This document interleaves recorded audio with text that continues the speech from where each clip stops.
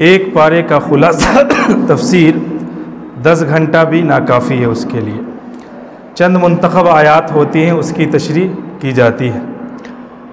4ویں پارے کا آغاز ہوتا ہے لن تنالوا البر حتى تنفقوا مما تحبون۔ اس میں جو مضامین بیان کیے گئے ہیں، سورہ آل عمران کا آخری حصہ اور پھر سورہ نساء کا ابتدائی حصہ۔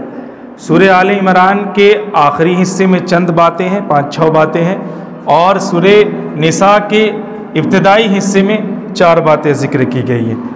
یہ سورت جب شروع ہوتی ہے لن تنالوا البر حتى تنفقوا مما تحبون، اللہ رب العزت کہتا ہے کہ تم بھلائی کو، بھلائی سے مراد، نیکی سے مراد جنت ہے اور اعمال صالحہ ہے، جنت یا اعمال صالحہ، تم اسے ہرگز نہیں پا سکتے ہو، اس وقت تک نہیں حاصل کر سکتے جب تک تم اپنی پسندیدہ چیزوں میں سے اللہ کی راہ میں خرچ نہ کر دو۔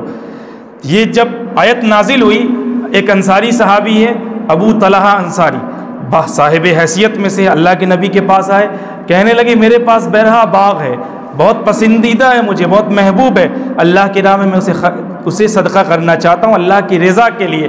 اللہ کے نبی صلی اللہ علیہ وسلم نے کہا یہ باغ جو ہے بہت قیمتی ہے، بہت اہم ہے، بہت قیمتی مال ہے، لہٰذا تم اسے اپنے عزیز اقربا میں، رشتہ داروں میں بانٹ دو۔ پھر آپ صلی اللہ علیہ وسلم کے مشورے سے انہوں نے اس باغ کو اپنے رشتہ داروں میں، قریبی رشتہ داروں میں، عمزادوں میں اسے تقسیم کر دیا۔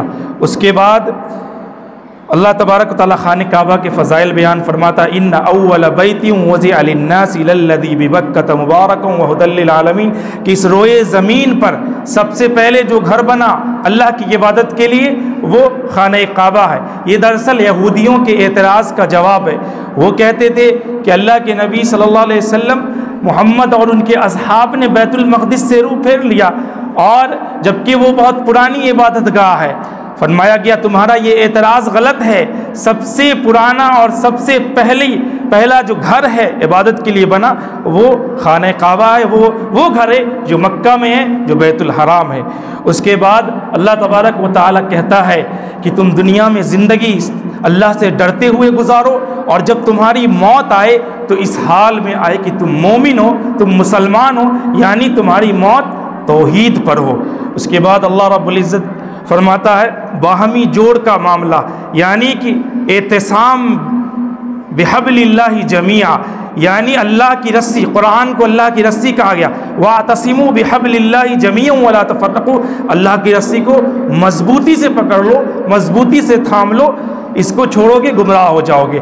آج امت گمراہ ہے، تباہ ہے، برباد ہے، ذلیل و خوار ہے، رسوا اس کی وجہ یہ ہے کہ حبل اللہ، قرآن کو، اللہ کی رسی کو ہم نے چھوڑ دیا، جیسا کہ حضرت عمر بن خطاب سے روایت ایک حدیث ہے صحیح مسلم میں، ان اللہ یرفع بہذا الکتاب اقواما ویضع بہ آخرین، کہ اللہ اس کتاب کے ذریعے سے بہت سی قوموں کو تخت و تاج عطا فرماتا ہے، بلندی، اور اسی کے ذریعے سے ذلت و پستی کے غار میں دھکیل دیتا ہے جب انسان اس کتاب کو چھوڑ دیتا ہے۔ لہٰذا انسان کامیابی چاہتا ہے قرآن کو مضبوطی سے تھامے رکھے اور تفرقہ میں نہ پڑے، اور اللہ رب العزت نے تقویٰ کے بعد اعتصام باللہ جمیعہ کا درس دیا، یہ بتانے کے لیے کہ انہی 2 اصولوں پر اتحاد قائم ہو سکتا ہے اور یہ قائم رہ سکتا ہے۔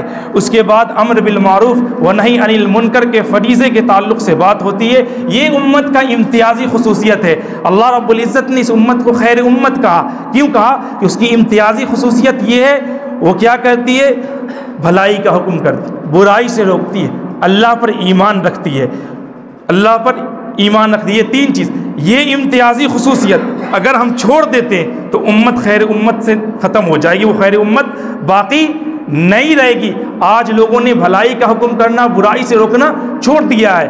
یاد رکھیں پرندے کے 2 بازو ہوتے ہیں، جس طرح ایک بازو سے کبھی کوئی پرندہ نہیں اڑتا، اسی طریقے سے بھلائی کے حکم کے ساتھ ساتھ برائی سے بھی روکنا ضروری ہے، تب جا کے معاشرے کی اصلاح ہو سکتی ہے۔ اور آج لوگوں کی دعائیں قبول نہیں ہو رہی، وجہ کہ اللہ کا عذاب آ چکا ہے۔ کیوں؟ کہ اس نے بھلائی کا حکم کرنا، برائی سے روکنا لوگوں کو چھوڑ دیا ہے۔ لہٰذا اس فریضے کی انجام دہی ضروری ہے، اور بھلائی کا حکم میں سب سے پہلے جو سر فہرست ہے وہ اللہ کی توحید ہے، اور برائی میں سے روکنے میں جو سر فہرست ہے وہ توحید کی ضد شرک ہے۔ اس سے منع کرے، شرک کے جملہ اقسام سے، شرک کے جملہ اقسام سے، جملہ معاصی اور سیئات سے لوگوں کو، انسان کو منع کرنا چاہیے۔ اس کے بعد 3 غزوے کا ذکر ہے، غزوہ احد، غزوہ بدر اور غزوہ حمراء الاسد کا تذکرہ قرآن میں کیا گیا ہے۔ اس کے بعد اللہ رب العزت کامیابی کے 4 اصول بیان کرتا ہے: صبر، مصابرت، مرابطہ اور تقوی۔ صبر ہر حال میں انسان کے لیے ضروری ہے، اللہ جس حال میں انسان کو رکھے صبر کرنا ہی کرنا ہے۔ اطاعت و فرما برداری انسان اپنی زندگی میں بسا لے، اور اللہ رب العزت کی اطاعت کو اختیار کرنے اور شہوات سے لذات کو چھوڑ کر اور اپنے نفس کو مضبوط کر لے اور ثابت قدم رہے، اور زندگی میں جیسے بھی معاملات آ جائیں اس پر صبر سے کام لے۔ اس کے بعد ہے مصابرت یعنی جنگ کی شدتوں میں باہم ایک دوسرے سے مل کر رہنا اور ایک دوسرے کا خیال رکھنا۔ یاد رکھیے، ڈٹے رہنا دشمنوں کے مقابلے میں، یہ صبر کا سب سے سخت ترین صورت ہے صبر کی۔ مرابطہ کہتے ہیں جنگی محاذ کے لیے، محاذ جنگ میں ہمیشہ تیار رہنا، دشمنوں پر حملہ کرنے کے لیے اسے مرابطہ کہتے ہیں۔ اس کے بعد اللہ رب العزت تقوی کہتا ہے، تقوی ہر حال میں ضروری ہے۔ تقوی کے بغیر انسان کی زندگی ناکافی ہے، تقوی کے بغیر آپ جنت حاصل نہیں کر سکتے۔ اللہ رب العزت کہتا ہے تلک الجنت التی نورث من عبادنا من کان تقیا، جنت کا وارث ہم انہیں ہی بنانے والے ہیں، انہیں ہی وراثت میں ہم جنت دیں گے جو متقی ہوگا، پرہیزگار ہوگا، اللہ سے ڈرنے والا ہوگا۔ یاد رکھیے، تقوی کے بغیر عبادت کا کوئی تصور نہیں، اور عبادت کے بغیر تقوی کا دعویٰ بے سود ہے، بیکار ہے۔ اسی لیے تقوی کا ہونا انتہائی انسانی زندگی میں ضروری ہے۔ انسان زندگی میں دنیا کے کسی بھی کونے میں رہے تقوی ضرور اختیار کرے، اللہ کا ڈر اور خوف اس کے دل میں ہونا چاہیے، یہ دل سے نہ نکالے۔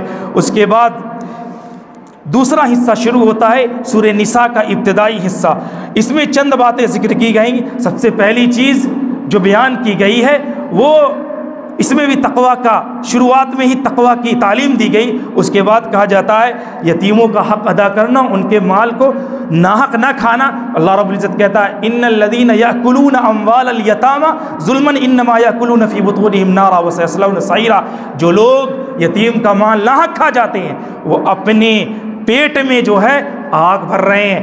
اس کے بعد تعدد ازواج کا مسئلہ بیان کیا گیا کہ ایک مرد بیک وقت 4 شادی کر سکتا ہے، لیکن شرائط ہیں، ادائیگی حقوق کی شرائط ہیں۔ اگر حقوق ادا کر سکتا ہے تو وہ بیک وقت 4 شادی کر سکتا ہے، ورنہ ایک ہی شادی پر اکتفا کرنا۔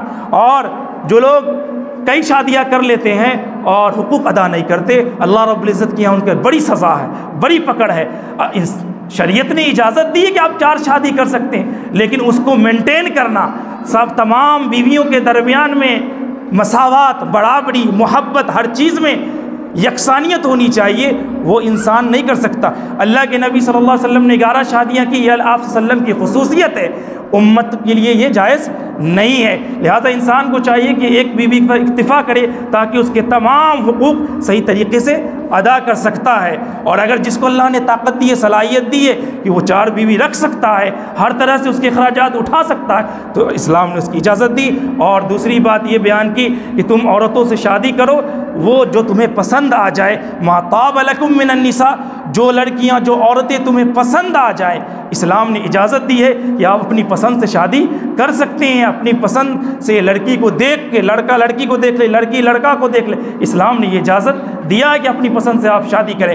اس کے بعد میراث کا معاملہ آتا ہے، مفصل میراث کا بیان کیا گیا ہے معاملہ، اور بتایا گیا ہے کہ وراثت کی جو تقسیم ہے کیسے کی جائے گی۔ اس کے بعد محرم عورتوں کا بیان ہے، محرمات وہ عورتیں جن سے نکاح حرام ہے، ان کا آخری صفحے پر ذکر ہے۔ حرمت علیکم امہاتکم و بناتکم و اخواتکم وعماتکم وخالاتکم وبنات الاخ وبنات الاخت وامہاتکم النساء اللاتی ارضعنکم واخواتکم من الرضاعۃ وامہات نسائکم وربائبکم اللاتی فی حجورکم من نسائکم اللاتی دخلتم بہن فإن لم تکونوا دخلتم بہن فلا جناح علیکم وحلائل ابنائکم الذین من اصلابکم وان تجمعوا بین الاختین الا ما قد سلف ان اللہ کان غفور رحیما۔ پورے وہ رشتے بیان کیے گئے ہیں، مائیں، بیٹیاں، بہنیں، پھوپھیاں، خالائیں، اس کے بعد بھتیجیاں، بھانجیاں، رضائی مائیں، رضائی بہنیں، ساس، سوتیلی مائیں، اس کے بعد سوتیلی بیٹیاں اور بہویں، یہ تمام رشتے ذکر کی گئے کہ ان سے نکاح حرام ہے۔ اس کے بعد چوتھے پارے کی تکمیل ہو جاتی ہے۔ اللہ تعالیٰ سے دعا ہے اللہ رب العزت ہم سب کو صحیح سمجھ عطا فرمائے، آمین۔ وآخر دعوانا